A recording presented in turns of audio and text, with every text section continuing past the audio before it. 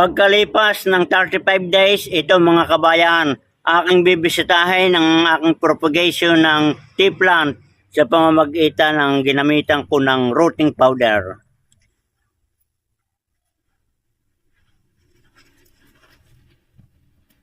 Kabayan, ay bibisitahin ko kung success ba itong aking propagation ng tea plant. O yan mga kabayan, within 35 days, yan. Ating titingnan itong isa pa.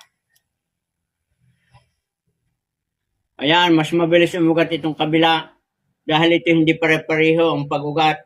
Pagka tag-araw ay medyo matagal-tagal, baka abot na ng mga 40 days. So yan mga kabayan, ang gagawin ko dito ay akin ang itatransplant at akin ang itatanim para tuloy-tuloy ng lumago at gumanda yung kanyang bulas. Ay, itatanim ko na dito at saka ko lang ililipat sa malaking paso kapag ito'y talagang marami ng suloy.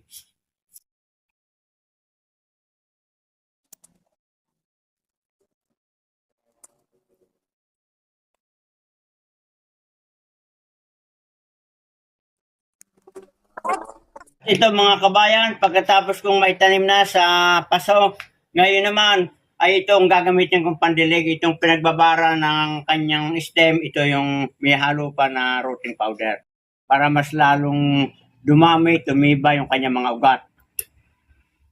So yan mga kabayan, ganyan lamang ang propagation ng tea plant at ito lamang ang ginamit ko mga kabayan. Rooting powder. Napaka-epektibo. Kita naman nyo ang resulta. Good luck and good health.